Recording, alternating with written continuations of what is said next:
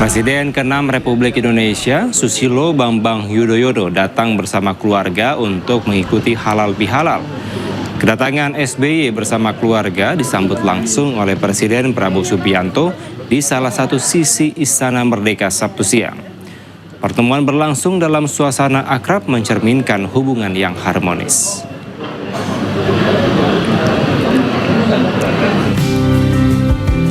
Sementara itu, Presiden ke-7 RI Joko Widodo juga menghadiri open house yang digelar Presiden Prabowo Subianto di Istana Merdeka, Jakarta.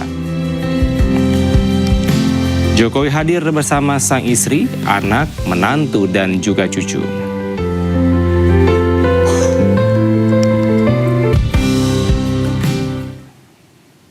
Sementara pemirsa, Menteri Sekretaris Negara Prasetyo Hadi mengungkapkan isi pertemuan antara Presiden Prabowo Subianto dengan Presiden ke-5 RI Megawati Soekarno Putri pada Kamis 19 Maret.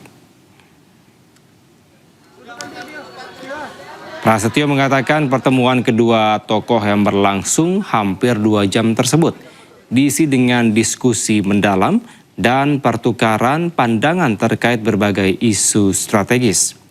Diketahui sebelumnya nampak di unggahan media sosial Sekretaris Kabinet, Prabowo menerima kedatangan Megawati Soekarno Putri di Istana Merdeka, Jakarta. Dalam pertemuan itu, Prabowo didampingi putranya, Didit Hadi Prasetyo, sementara Megawati didampingi putrinya, Puan Maharani. Banyak sekali ya, hampir kurang lebih pertemuan 2 jam, banyak yang didiskusikan, banyak yang saling bertukar pandangan, karena bagaimanapun kan Ibu Mega juga pernah menjadi wakil presiden, pernah juga menjadi presiden, tentunya memiliki pengalaman-pengalaman, meskipun kita semua sama-sama mengetahui bahwa di setiap era, di setiap masa memiliki tantangan-tantangan yang berbeda-beda. Tetapi sebagai seorang pemimpin tentu baik sekali untuk bisa saling memberikan masukan dan berbagi pengalaman demi kemajuan bangsa dan negara kita. Pemerintah Indonesia akan mulai berlakukan WFH bagi ASN dan setelah masa libur Lebaran. Kebijakan ini diambil untuk menekan konsumsi energi nasional di tengah tren kenaikan harga minyak mentah di dunia di masa membaranya Perang Timur Tengah. Menteri Keuangan Republik Indonesia Purbaya Yudi Sadewa mengungkap bahwa kebijakan bekerja dari rumah atau work from home sehari dalam sepekan bisa menekan konsumsi bahan bakar minyak secara signifikan. Bahkan diketahui penghematan konsumsi BBM bisa mencapai sekitar 20%. Purbaya menjelaskan kebijakan ini hanya berlaku 1 hari untuk menjaga keseimbangan antara fleksibilitas kerja dan produktivitas. Oh, itu kan kasar sekali, bukan saya ngitung. Ya hitung kalau kasar lah seperti lupa deh, tapi seperlimanya kira-kira 50%. Sementara itu, pemirsa, Menteri Sekretaris Negara RI Prasetyo Hadi memastikan pemerintah saat ini tengah mematangkan rumusan kebijakan WFH bagi aparatur sipil negara dan swasta. Dia pun menjelaskan bahwa kebijakan tersebut merupakan bagian dari arahan Presiden dalam sidang Kabinet Paripurna yang menekankan pentingnya efisiensi. Jadi sebagaimana disampaikan Bapak Presiden pada saat sidang Kabinet Paripurna bahwa kita sedang merumuskan beberapa kebijakan dalam rangka untuk kita mulai menyadari bahwa kita semua harus bersama-sama untuk mengefisienkan diri kita ya, dalam hal bekerja. Bukan berarti ada masalah terhadap pasokan BBM sebagaimana yang terus kita sampaikan bahwa insya Allah pasokan BBM tidak ada masalah, pasokan BBM aman, tetapi kita ingin menjadikan momentum ini bagian dari untuk kita mengkoreksi diri, memperbaiki diri, ya, mengefisienkan diri, dan mungkin dalam waktu dekat rumusan kebijakan itu akan kita finalkan dan kita sampaikan kepada masyarakat.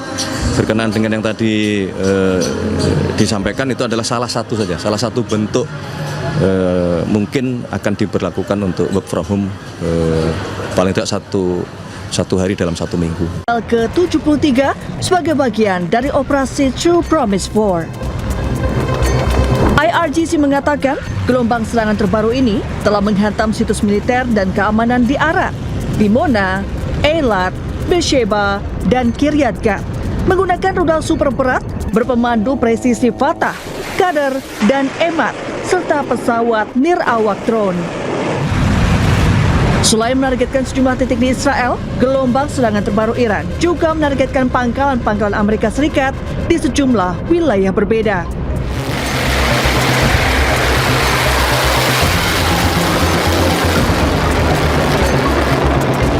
Sebelumnya, pada Sabtu siang, rekaman video menunjukkan peluncuran gelombang rudal ke-72 yang menargetkan sejumlah lokasi di Israel dan armada kelima Amerika Serikat di Timur Tengah.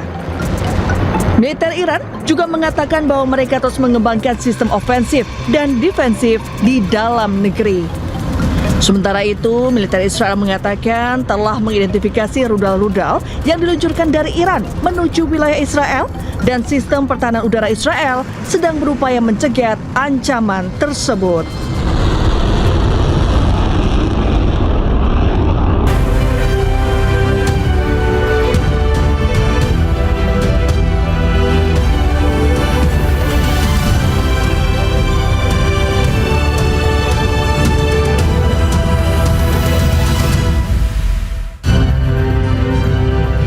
Jet tempur diduga F-15 milik Amerika Serikat dilaporkan jatuh di wilayah Kuwait.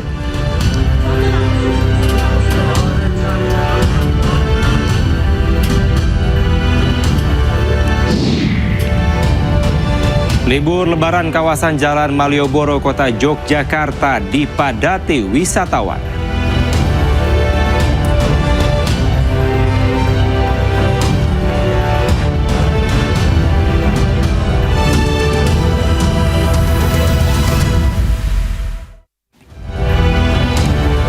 Halo, selamat malam pemirsa. Bersama saya, Kevin Pakan. Menemani waktu istirahat Anda, kami awali iNews Malam dengan informasi Iran melancarkan serangan rudal yang menghantam fasilitas nuklir Israel. Rudal Iran juga menghantam kawasan permukiman dan menyebabkan puluhan orang terluka.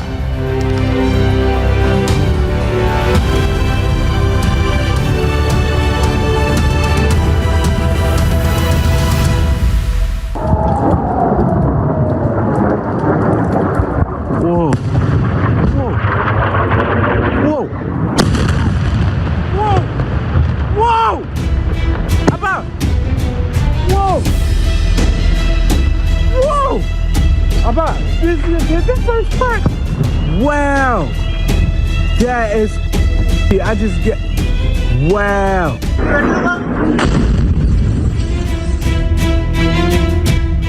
Ketegangan di Timur Tengah kembali memanas setelah Iran melancarkan serangan rudal yang menghantam fasilitas nuklir Israel di kota Dimona.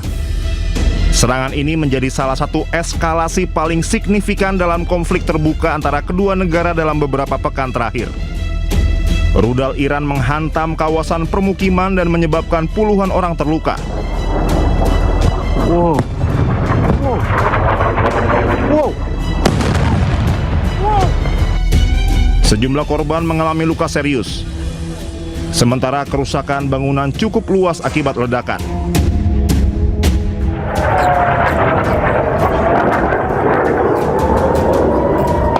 Iran menargetkan Dimona sebagai balasan atas serangan Israel terhadap fasilitas nuklir Natanz. Iran tidak hanya menyerang untuk membalas, namun mengirim pesan strategis tidak ada lagi zona aman bagi Israel, bahkan untuk aset paling rahasia sekalipun. Kota Dimona merupakan pusat penelitian dan tulang punggung program nuklir Israel sejak era 1960-an. Serangan Iran di kota Dimona memiliki arti strategis berlapis. Pertama, menunjukkan bahwa Iran mampu menjangkau target bernilai tinggi. Kedua, menguji respon Israel tanpa benar-benar memicu bencana nuklir. Ketiga, mengirim pesan ke dunia bahwa keseimbangan kekuatan di kawasan mulai bergeser.